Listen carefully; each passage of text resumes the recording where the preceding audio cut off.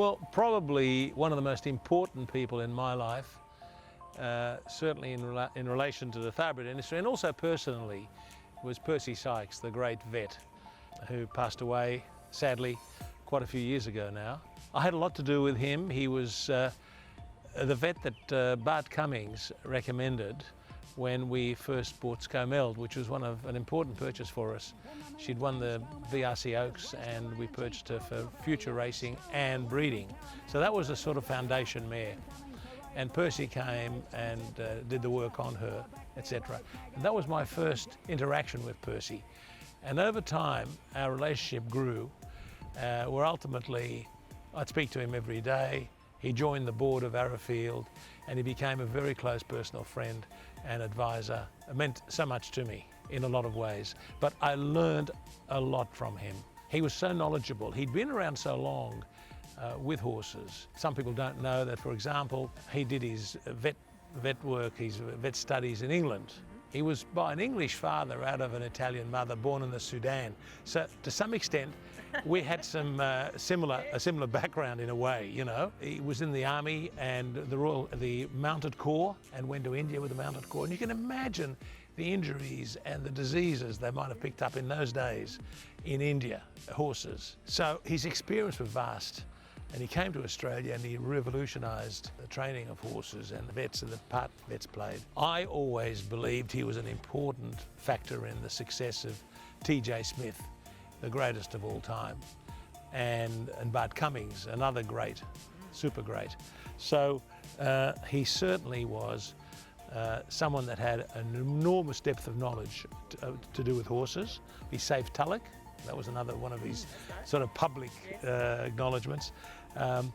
But he had enormous knowledge about horses, and someone who had a great influence on me to do with, particularly with the horse business. And of course you have a great story about the first time you laid eyes on Danehill, and that was with Percy. Yeah, well, we went overseas together to look at Danehill. We'd identified him as a target, and we went over and we went to Jeremy Tree's yard, and they pulled him out, and Percy and I were diagonal to him, and as he walked out of his box, his near fore, you could see he was back of the knee a little bit. And I immediately saw that, and so did Percy. He said, "Sonny, don't worry about that. Star Kingdom was exactly the same." And that was one issue I set aside, which in those days breeders were very concerned about horses that were back of the knee. He said in Australia it doesn't seem to affect them too much. So these are the sort of things, there are a lot of episodes like that where Percy was a bit of a lifesaver in making those decisions. Always impeccably dressed. People would think, well, hang on, how can he be a hands-on vet?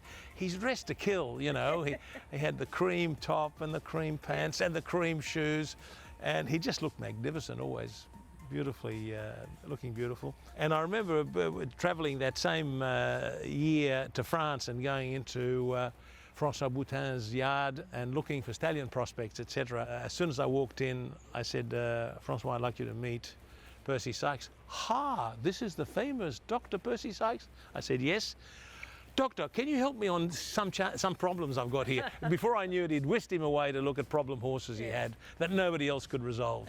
Or the time the Emir of Qatar called him because his favourite horse was lame and no one else could fix it. He flew him over just to look at that one horse and flew back.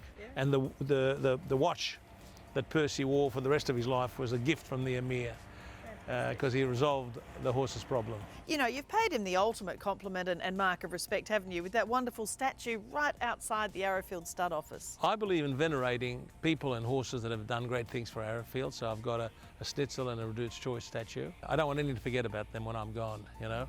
And then I've got Percy there, just at the entrance to the office, standing up, having a fag, with his mobile phone on the side, and exactly the stance he used to take when we were in little board meetings there at Arrowfield, and we got to talking cash flows and money. He said, "Well, that's not the side of the business I know. I'm going out to have a cigarette." And he'd go out to the front, and exactly that was his stance. Hand in the pocket, cigarette there. So I wanted that immortalised, and I think of him very, very often. It was very dear to me, yeah.